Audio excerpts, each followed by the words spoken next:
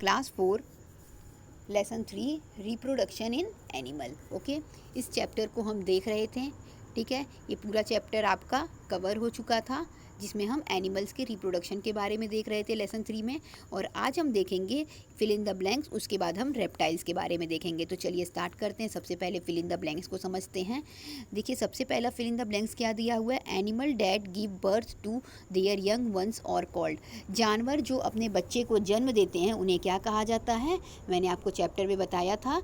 ठीक है, पहला ही टॉपिक जो था हमारा सबसे पहले animal that birth their offspring में बताया था कि ऐसे जानवरों को हम मैमल्स कहते हैं। ठीक है, अगला दिया है look after their young once, मतलब वो कौन से हैं जो अपने बच्चों की देखभाल करते हैं, तो वो कौन हैं, मैमल्स हैं। ठीक है, मैमल्स क्या करते हैं, अपने बच्चों की देखभाल करते हैं।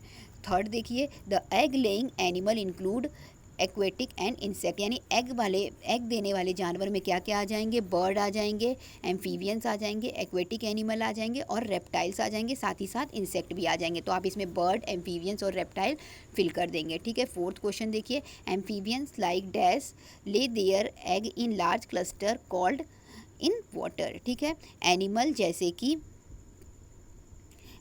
जैसे कि देखिए दिया हुआ है, एनिमल जैसे कि कौन सा ऐसा एनिमल है जो क्लस्टर में एग देता है, तो हम जानते हैं कि वो फ्रॉग है। ठीक है, और इसको क्या कहते हैं, जो क्लस्टर होता है उसे स्पॉन्स कहते हैं। ठीक है, और वो एग पानी में देता है। ठीक, मैंने इसका लाइफ साइकिल बताया था। फिर वो क्या होता है, टैडपोल में छोटे से चेंज होता है, उसके बाद फिर वो मैच्योर होता है, लास्ट में वो एडल्ट फ्रॉग बन जाता है। ठीक, उसके बाद देखिए उसके बाद क्वेश्चन नंबर 5 देखिए क्या दिया हुआ है इसमें, a larva is called a, larva को क्या कहते हैं, बटरफ्लाई के केस में कैटरपिलर कहते हैं, जबकि हाउस फ्लाई के केस में क्या कहते हैं, मैगॉट कहते हैं। ठीक, मैंने आपको इसके जस्ट पहले वाली वीडियो में बताया था। ठीक, 6 देखिए, the process of change of tadpole into adult is called, यानी कि टैडपोल यानी मेढक के बच्चे का मेढक में बदलना क्या कहलाता है, मेटामॉर्फोसिस कहलाता है। ठीक है, इसे भी आप याद रखिएगा।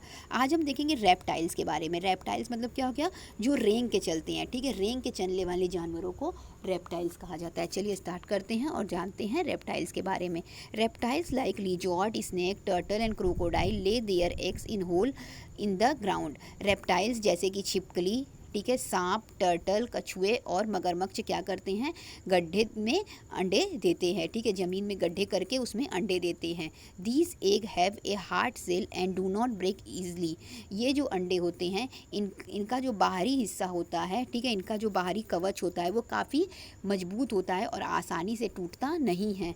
सम mothers go away after laying their eggs and never come back to take care of their young ones. इसमें से कुछ माएँ जो होती हैं, मतलब इसमें से लिजार्ड की जो माँ होगी, स्नेक की जो माँ होगी, इन सब तरह के जो भी जानवर होते हैं इनमें की जो कुछ माएँ होती हैं ये अंडे दे के कहीं चली जाती हैं। ठीक है, मतलब ये अंडे दे देंगी, फिर इसके बाद से ये कहीं चली जाएंगी, ये दोबारा लौट के नहीं आती हैं अपने बच्चे की देखभाल करने के लिए।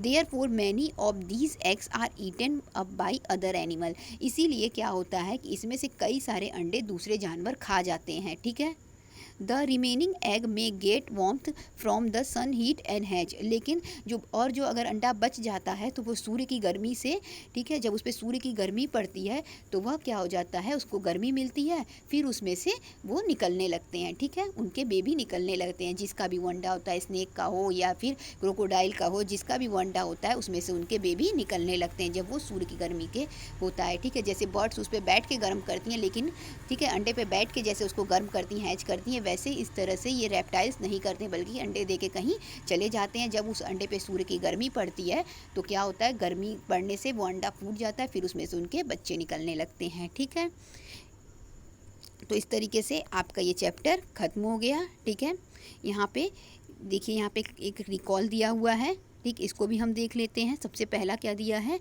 Animal produce their young ones in order to continue their race. The process by which living thing produce their offspring is called reproduction. ठीक है, एनिमल क्या करते हैं, अपने यंग वंस को बर्थ करते हैं, जिससे लगातार क्या रहे, वो रेस में बने रहे, मतलब क्या रहे, उनकी प्रजाति लगातार जो है वो पृथ्वी पे बनी रहे।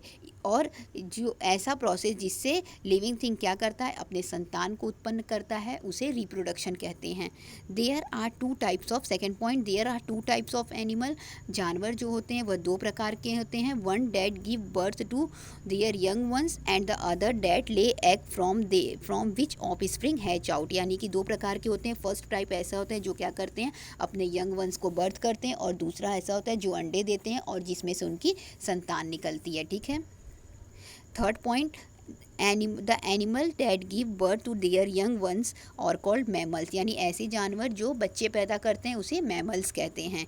N egg is made of a egg cell yolk and albumen, inside the yolk lies the embryo. जो अंडा होता है, ठीक है, एक सेल, ठीक, मैंने आपको बताया था बाहर वाला हिस्सा यॉक जो उसका येलो कलर का होता है पार्ट वो, और उसके बाद से एल्ब्यूमेन यानी कि यॉक के बाहर जो वाइट जेली तरह सब्सटेंस होता है उसे एल्ब्यूमेन कहते हैं। इससे मिलके बना होता है। ठीक, और यॉक के अंदर क्या पाया जाता है, एम्ब्रियो पाया जाता है। ठीक है, यानी कि वो बच्चा जो होता है, ठीक है, जो जिसका भी वो अंडा होता है उसका वो बेबी पाया जाता है। The process, fifth point, the process of change of a tadpole or a larva into adult is called metamorphosis। यानी कि जो मेढक का बच्चा होता है उसका एडल्ट मेढक में जो बदल जाना होता है। ठीक है, यानी जब मेढक का बच्चा छोटे से बड़ा होता है, ठीक है, यानी टैडपोल से जब वो मेढक बनता है, मैच्योर फ्रॉग बनता है, तो उसे ही क्या कहते हैं, उसी प्रोसेस को मेटामॉर्फोसिस कहते हैं। तो इस तरीके से आपका ये चैप्टर पूरा एंड हो गया। इसका मैंने क्विक रिकॉल भी करा दिया। ठीक है, जितना इस चैप्टर में था वो इंपॉर्टेंट पॉइंट मैंने आपको बता दिया। इसके बाद आप इस लेसन को कोई भी दिक्कत होगा आप मुझसे पूछ लीजिएगा। ठीक है, इसको समझिएगा और कोई भी दिक्कत आने पे आप मुझसे कंसल्ट कर लीजिएगा। Okay, thank you so much.